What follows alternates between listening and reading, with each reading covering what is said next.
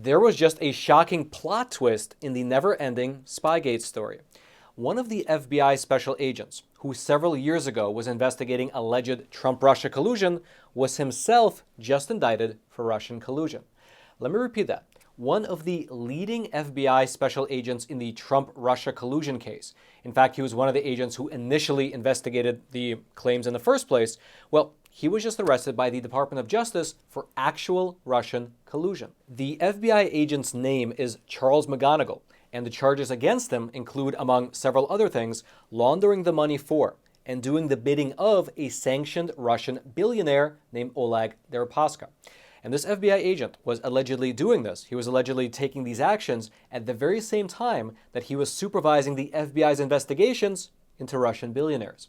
Now, let me back up for a quick moment and set the stage for you properly here on what actually took place and what is stated in this criminal filing. And I hope that if you appreciate content like this, you do take a quick moment to smash both those like and subscribe buttons so this video, as well as this news, can be shared out to ever more people. Now, to start at the beginning, you likely remember that soon after the 2016 presidential race, it was revealed that the FBI was investigating President Trump for alleged ties to the Russian state, their infamous Crossfire hurricane investigation. And the reason that you likely remember it is because it was the #1 covered news item for the first 2 full years of Trump's presidency, meaning despite the fact that these allegations eventually were proven to be false, well, President Trump's entire first 2 years in office, the entire first 2 years of his presidency, were spent being under FBI investigation, as well as under 24/7 assault from the news media who painted him as essentially a Russian asset. And one of the FBI special agents involved in this whole affair was Mr. Charles McGonigal. Back in 2016, Charles was the section chief of the Cyber Counterintelligence Coordination Section at FBI headquarters in Washington, D.C. And according to both emails and text messages, which were released over the past several years, they show that Special Agent Charles was involved in the FBI investigations against 2 members of Trump's campaign, both George Papadopoulos as well as Carter Page. And so without getting too much into the weeds, because that's a very deep story in and of itself, the point here is that Special Agent Charles McGonigal was right there at the very center of the FBI's investigation when they just began their probe into Trump's alleged ties with Russia. But that wasn't the only thing that he was involved in. He was also deeply involved in the FBI's investigations into Russian oligarchs. Here's a timeline. In 2014, President Obama issued something known as Executive Order 13660, which declared a national emergency with respect to the situation happening at the time in Ukraine. And according to the Justice Department, here's what that meant in practical terms. Quote, "To address this national emergency, the president, meaning President Obama, blocked all property of individuals determined by the U.S. Treasury to be responsible for or complicit in actions or policies that threaten the security, sovereignty, or territorial integrity of Ukraine, or who materially assist, sponsor, or provide support to individuals or entities engaging in such activities." Essentially, this was a directive, a U.S. directive, to put Russian oligarchs in Vladimir Putin's inner circle on the sanctions list. Then you fast forward a few years, and in 2018, when Special Agent Charles McGonigal was in charge of the FBI's Counterintelligence Division in New York, he both supervised and participated in the FBI's investigations of Russian oligarchs. And those investigations, very notably, included an investigation into Mr. Oleg Deripaska, who was eventually placed on the U.S. sanctions list. But being a shrewd Russian oligarch, Mr. Deripaska apparently had a secret weapon. He had 2 sympathetic FBI agents. Here's how the indictment from the Department of Justice described what happened next. Quote, "While working at the FBI, McGonigal supervised and participated in investigations of Russian oligarchs, including Deripaska. In 2019, McGonigal and Shestakov, and for your reference, Shestakov is another FBI agent, they both worked on behalf of Deripaska in an unsuccessful effort to have the sanctions against Deripaska lifted. Then in 2021, McGonigal and Shestakov conspired to provide services to Deripaska. Specifically, following their negotiations with an agent of Deripaska, McGonigal and Shestakov agreed to and did investigate a rival Russian oligarch in return for concealed payments from Deripaska." Now, just to pause here for a super quick moment, what this indictment is alluding to is the fact that this special agent, who himself was the one investigating within the FBI these Russian oligarchs, he left the FBI and began to get paid by one of those Russian oligarchs in order to do several things. To one, try to get him off of the sanctions list, and also to investigate and also to dig up dirt on a rival Russian oligarch. Now, notably, this statement doesn't actually say which oligarch, who was the rival Russian oligarch, but what appears to have been happening is that Deripaska and this other oligarch were having a dispute over some Russian company. And it's not exactly clear which specific Russian company, but they were having a dispute. And so what Deripaska did was that he paid Special Agent Charles through a bunch of different shell companies to investigate his rival, to find out whether this rival had any hidden assets outside of the country, meaning outside of Russia, whether he had any non-Russian passports, and to basically dig up as much dirt using his FBI connections as he could on this rival Russian billionaire. And so it was very obvious that Special Agent Charles knew that this was illegal, not only because he was at the FBI when the decision to put Deripaska on the sanctions list was made, but also in their internal emails back and forth. Instead of referring to him by name, he only referred to him as, quote-unquote, the big guy and, quote-unquote, the client. And it looks like this particular big guy got a lot more than just 10%.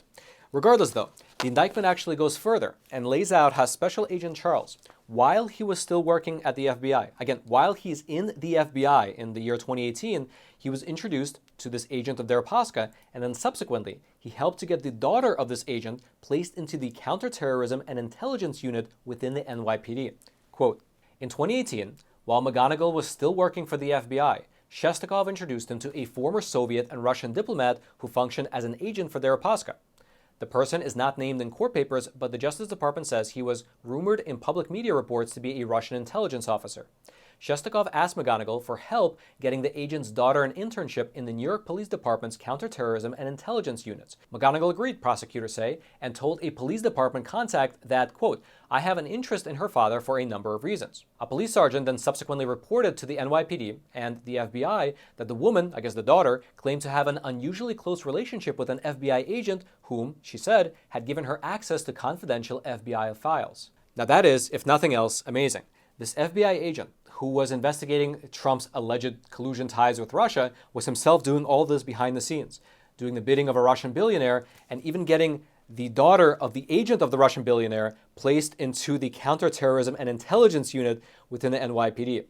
Now, of course, I will mention that this is an indictment, and everyone in this country is, of course, presumed innocent until proven guilty, and so just keep that in mind. But there's one other piece of the puzzle that I failed to mention, which is that during the Operation Crossfire hurricane, the FBI's investigation into President Trump, Oleg Deripaska was himself an actor in that whole collusion narrative. That's because Deripaska had a close relationship with Trump campaign manager Paul Manafort, and he also had ties to the former British spy, Mr. Christopher Steele, who is the author of the Steele dossier, which was essentially the linchpin that launched Russiagate in the first place. And so there you have it. Mike Pence criticizes President Trump for keeping classified documents, but he himself has classified documents in his home.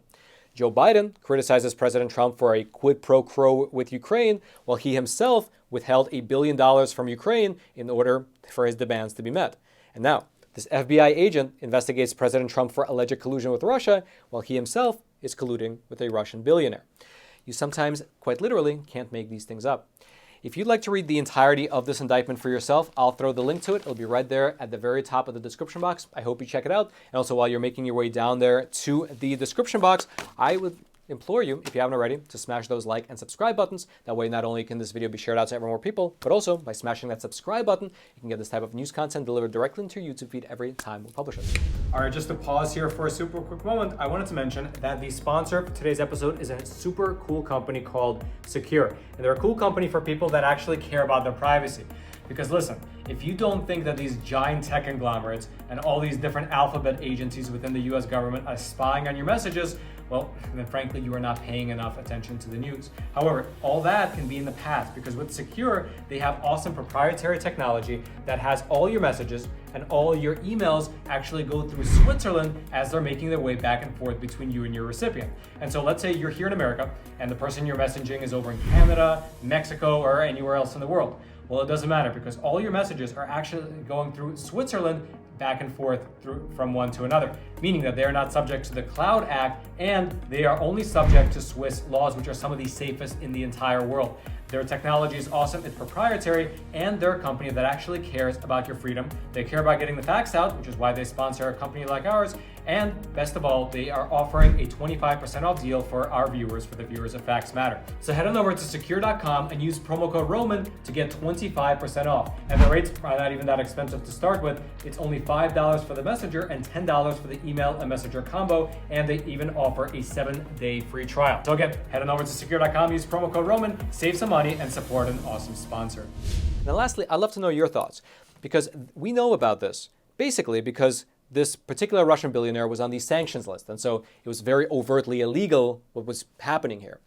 However, how many FBI agents and other people within our government do you think are on the take from, let's say, Chinese, Qatari, Saudi, Mexican, and other billionaires from other countries? How many of them are receiving these payments and doing the bidding of these billionaires, but are just not getting caught because those particular billionaires are not on the sanctions list? Do you think that this is just the tip of the iceberg? Please leave your thoughts in the comments. I'll be reading them later tonight, as well as throughout the weekend into the weekend.